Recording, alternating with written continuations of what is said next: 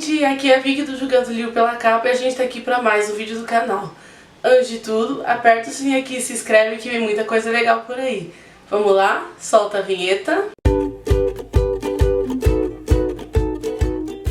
Bom, como vocês podem perceber, eu continuo sem voz, ainda tô fazendo fono, né, pra me livrar desse calo vocal que eu desenvolvi, mas claro que eu não poderia deixar de falar da sexta temporada de Black Mirror, minha série favorita de todas, assim, de todos os anos. Eu amo Black Mirror.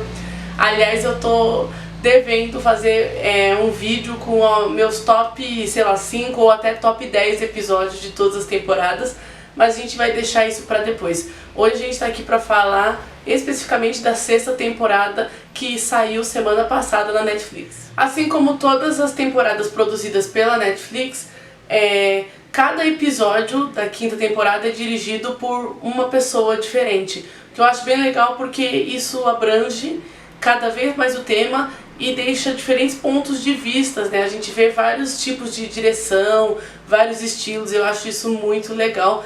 E essa sexta temporada conta com 5 episódios, cada um dirigido por um diretor diferente. Eu quero fazer uma coisa diferente aqui. Eu não vou fazer um resumão geral, eu quero falar individualmente de cada um dos episódios. Eu até pensei em fazer vídeos curtos, né, com o meu review sobre cada episódio, mas vocês sabem que eu não costumo fazer séries assim, eu gosto de terminar o assunto no próprio vídeo. Talvez eu tenha que me policiar um pouquinho sobre isso, talvez dividir mais.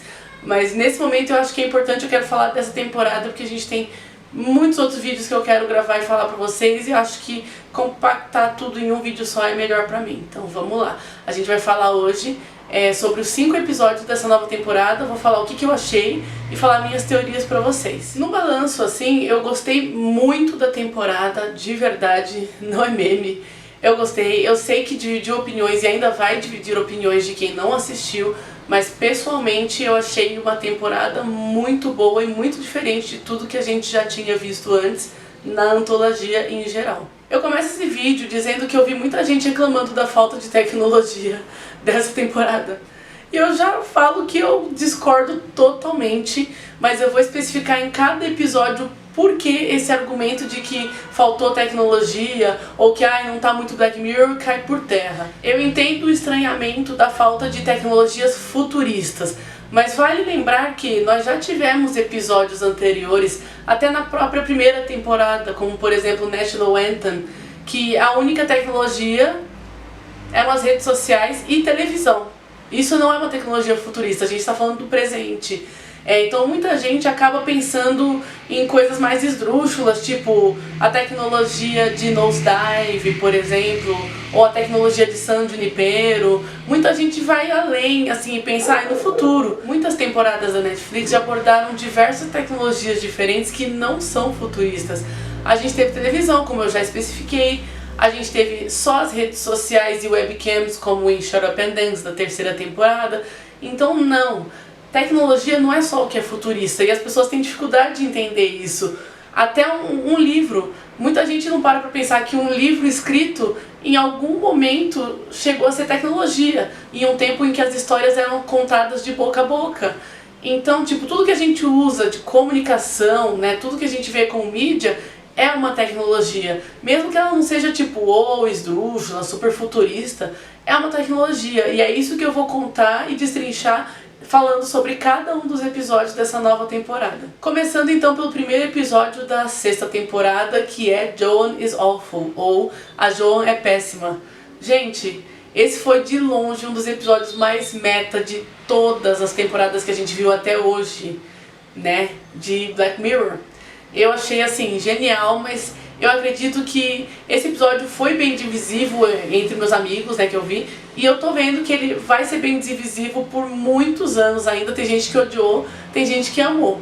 Eu sou das pessoas que amaram, porque eu gostei muito de tudo que eles exploraram. Eu gostei de todas as participações especiais. Eu gostei de como eles exploraram justamente esse medo nosso de não ler os termos de condições de nada. A nossa geração, quando eu digo nossa, eu digo do pessoal que tá na nossa faixa, que cresceu já com praticamente computador e celular na mão, assim. Mais ou menos, né? Porque quando eu era pequena não tinha celular, mas quando eu tinha acho que uns 10 anos, já existia celular, não esses assim normais, mas existia aquele tijolão já, sabe? Então, tipo, pra nossa geração que tá acostumada com isso, não tem jeito, é uma coisa que a gente não lê, ninguém lê os termos de condições. Então a gente pode estar aceitando tudo, e eu achei a crítica genial. Isso mostra como Black Mirror conseguiu, ainda assim, a proeza de se manter tão relevante quanto sempre foi relevante. Eu achei muito importante isso. A gente está no meio de protestos da WGA, né, dos escritores, falando sobre principalmente inteligência artificial, né, e o uso dela para substituir escritores, roteiristas e até atores. E o episódio escancara justamente essa mensagem. Ele escancara o nosso medo de deepfakes, né, que estão crescendo aí, né, até em certos filmes recentes aí, como The Flash, que deu uma polêmica aí, não se sabe, né. Falaram que foi um ator, né, que fez uma participação, que ele disse que não fez a participação, e aí ficou meio esquisito e ninguém explicou direito até agora. Então a gente está abordando novamente nessa série medos reais e muito presentes nesse momento que a gente está vivendo. Eu adorei que esse episódio ele tira um sarro e ele literalmente fala mal do próprio streaming, que é a Netflix, né? E eu adorei o plot twist, em nenhum momento eu imaginei o plot twist, eu adorei demais. É uma pena que eu sei que vai ser bem divisível, mas eu gostei muito. Acho que essa nova temporada começou assim, com o pé na porta, do jeito que tinha que começar. Inclusive eu terminei esse episódio pensando se tudo aquilo não estava se passando dentro de um cookie. Que pra quem não se lembra, vou refrescar a memória, é aquela tecnologia que foi introduzida no especial de Natal da primeira temporada. Agora a gente passa pro segundo episódio, super, né, de terror assim, basicamente, que é Lock Henry. Gente, terror impecável. Eu adoro essas temáticas de true crime, né, gente? Inclusive eu queria muito estudar a fundo a obsessão que muita gente tem com true crime, né? Tipo, deve ter até documentário sobre isso na Netflix, talvez. Depois eu vou procurar melhor.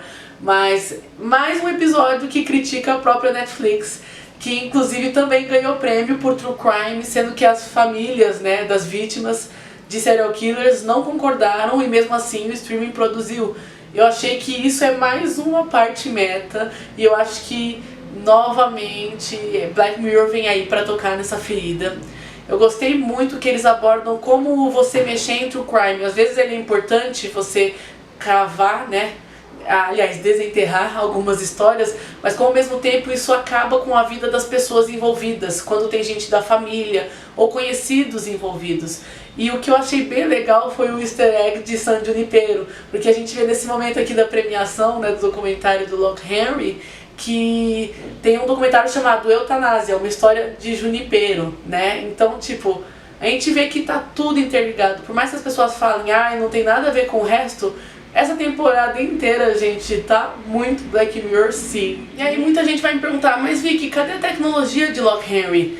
Eu já falei logo no começo pra vocês que tecnologia é tudo que a gente usa pra colocar uma mídia, né? Todas as ferramentas que a gente utiliza, né? Qualquer ferramenta. E no caso específico desse, a gente tem o computador, né? O notebook, sendo utilizado pra salvar, né, ou rever vídeos de VHS.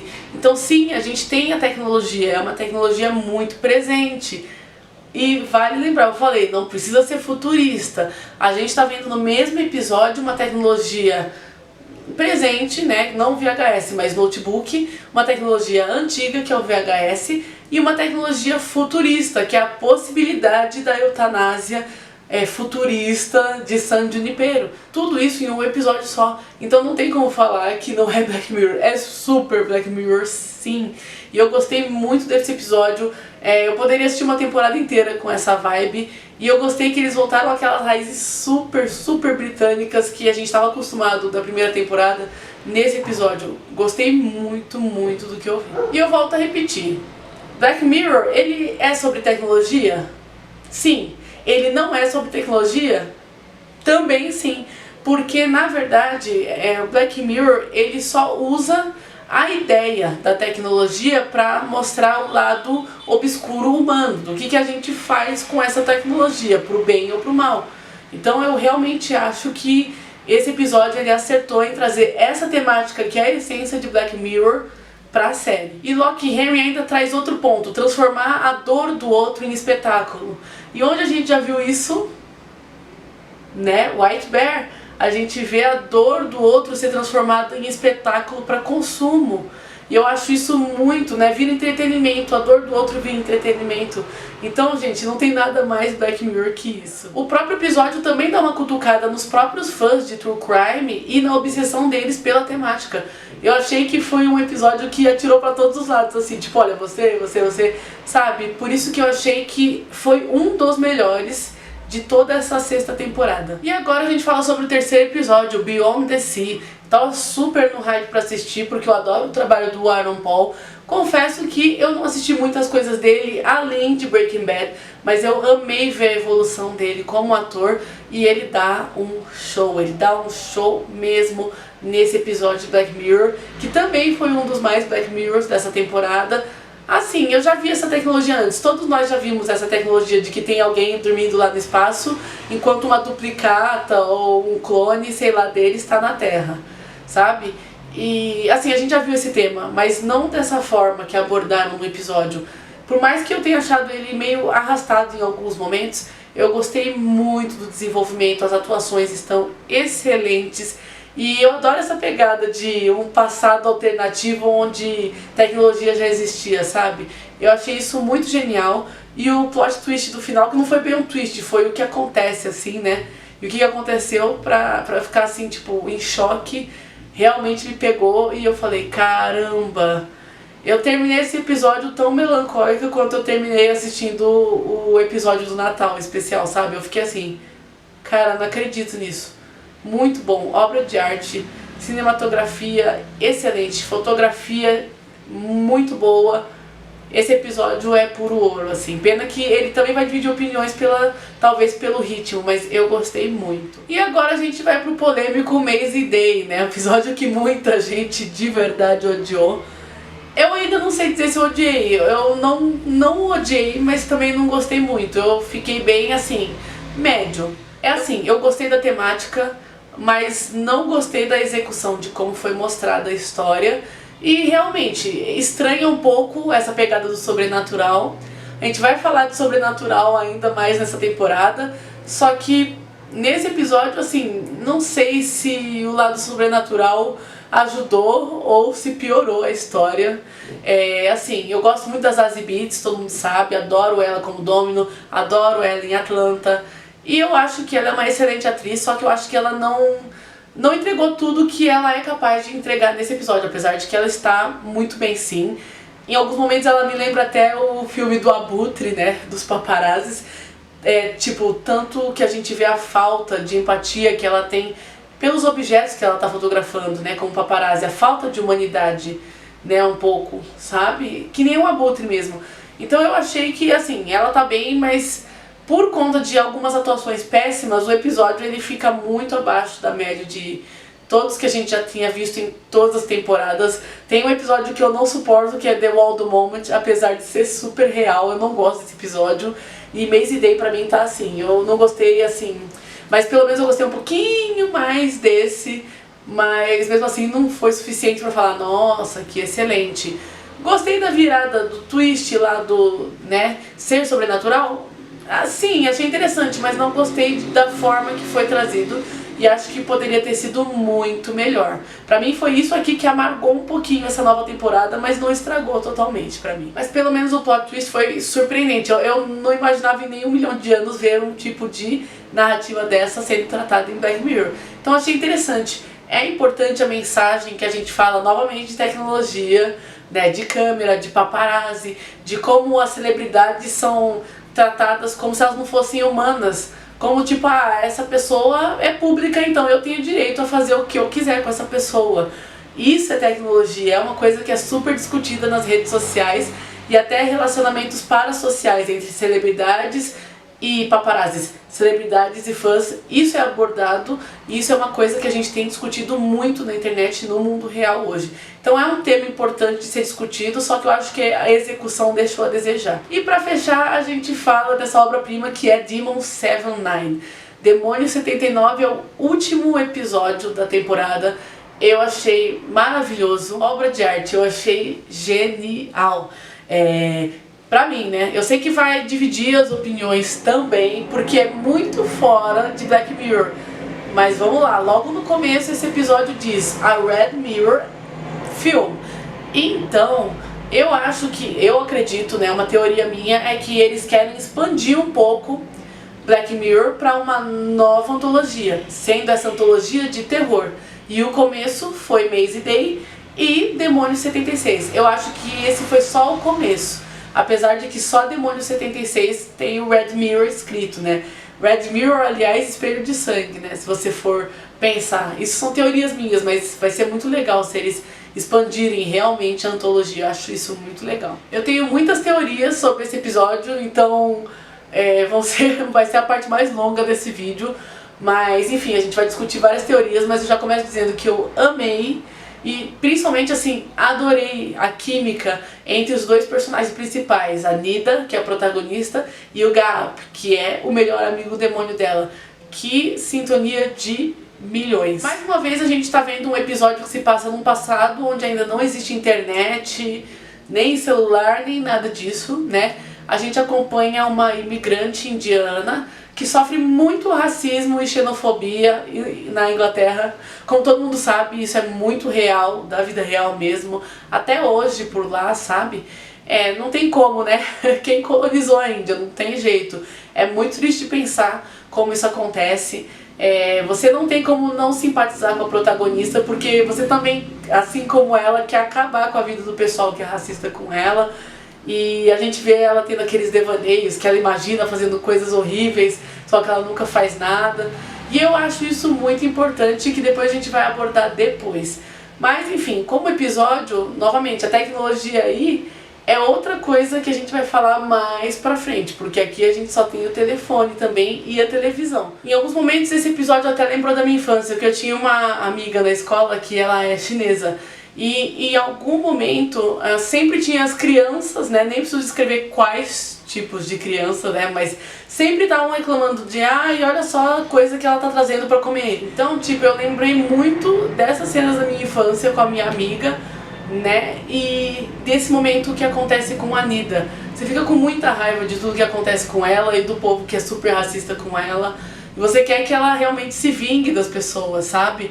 Mas é aí que tá a questão. A gente torce a todo momento pra Nida deixar os pensamentos intrusivos, né, tomarem conta. Que ela imagina que ela tá machucando lá, né, tanto o gerente dela, quanto a moça que trabalha com ela, quanto um cliente esquisito que vai na loja, sabe? E a gente fica torcendo, tomara que deixe de ser pensamento intrusivo.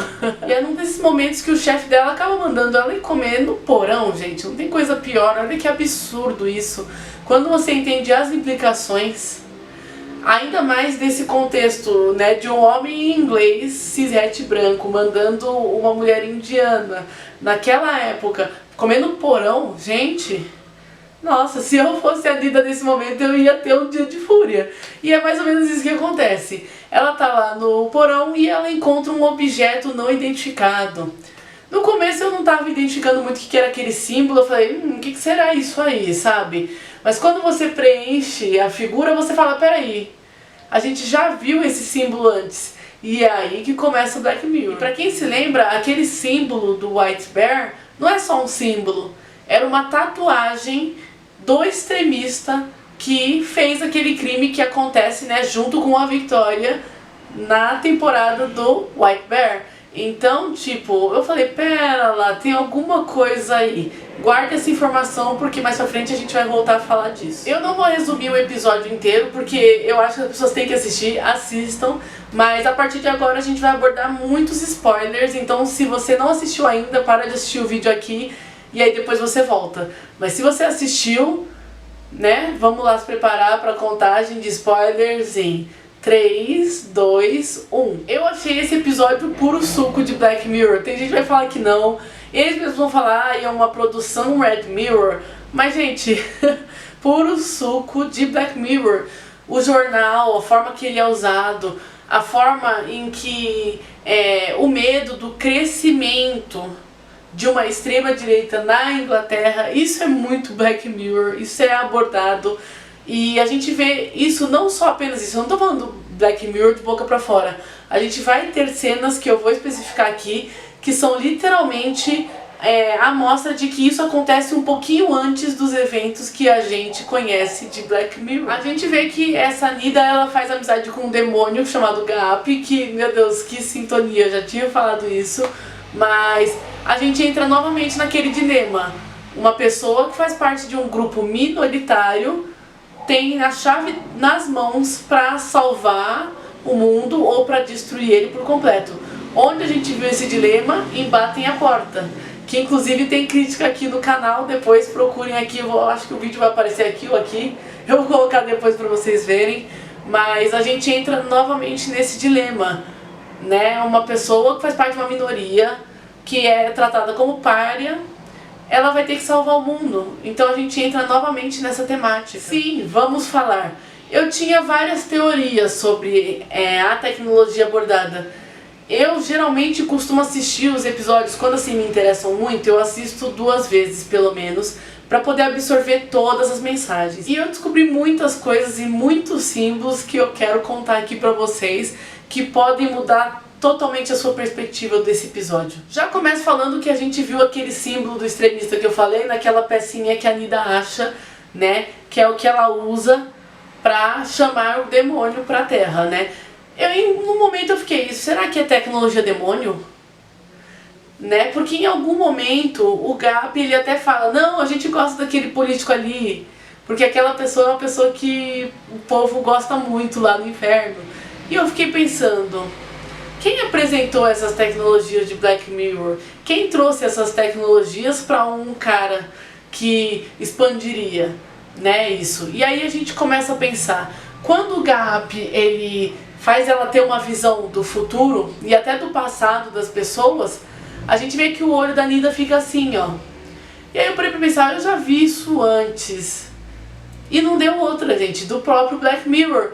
Olha aqui, a gente tem Man Against Fire, que o governo introduz essa lente, né, que na verdade é um chip instalado na cabeça da pessoa, e a pessoa vê o que o governo quer. A gente vê nesse episódio Man Against Fire da 2ª temporada de Black Mirror que o governo coloca o que ele quiser pra pessoa ver. A gente tá vendo aqui que o personagem, ele tá vendo as pessoas que são humanos como baratas, mas ao mesmo tempo o próprio governo tem o poder de mostrar a realidade. E novamente a gente tem mais uma lente.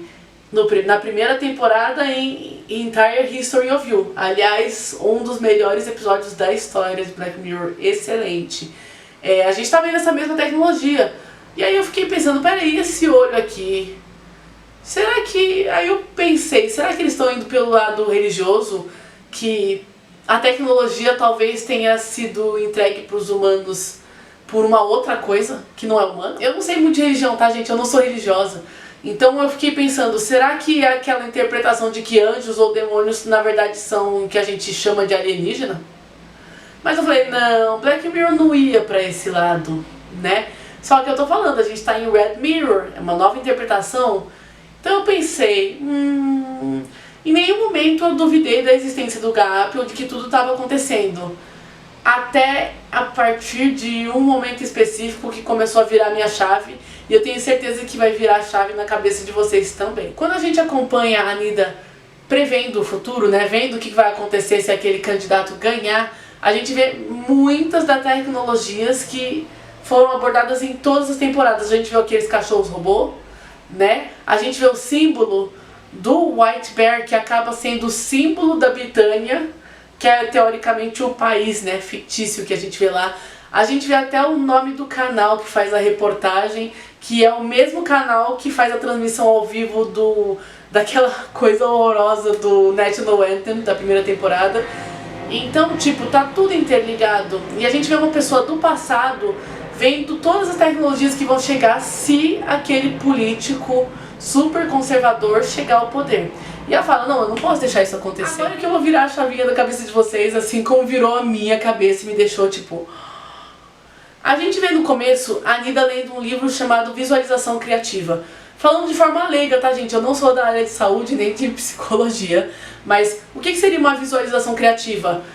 Teoricamente, na história é esse livro onde você consegue não ter sonhos vívidos, mas é como se a sua imaginação ganhasse forma e você conseguisse manifestar isso na sua cabeça, tudo na sua cabeça, mas é quase como se fosse real. A gente já viu a Nida fazendo isso quando ela imaginou que ela estava quebrando, né, o vidro da loja com a cabeça lá da funcionária que ela não gosta.